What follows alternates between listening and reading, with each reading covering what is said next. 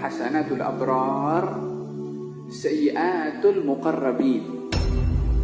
Hasanatul abrar, perbuatan baik yang dilakukan oleh golongan orang-orang yang levelnya itu abrar.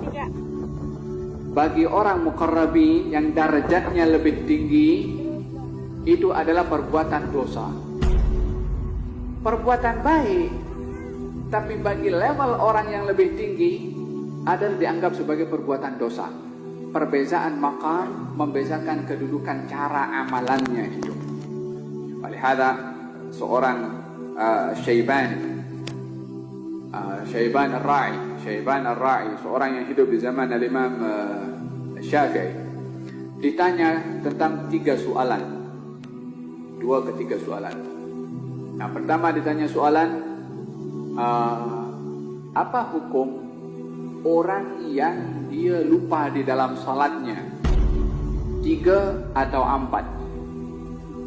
Apa patut dibuat? Yang tanya ini dia nak tes, nak uji sejauh mana kepandaian Syaiban Ar-Ra'i. Maka Syaiban Ar-Ra'i menjawab, kamu nak saya jawab ikut madhab kamu atau madhab saya? Kata si penanya itu pelik juga. Ada 2 madhab ke dalam hal ini? Kita tak selalunya orang lupa 3, 4 sudah tahu jawabannya cukup jelas. Tapi ini dibagi tahu ada 2 madhab.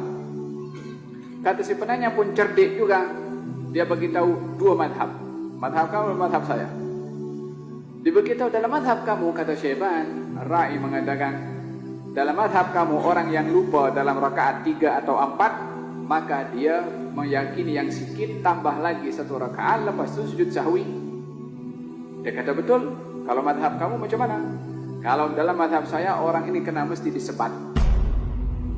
Macam mana masuk dalam salat dia lupa kepada Allah Subhanahu wa taala, dia menghadap kepada Allah, boleh lupa kepada Allah? Orang yang lupa kepada zat yang dia menghadap kepadanya patut untuk dihukum, bukan untuk digantikan dengan sujud as-sahwi. Ditanya pula tentang hukum zakat.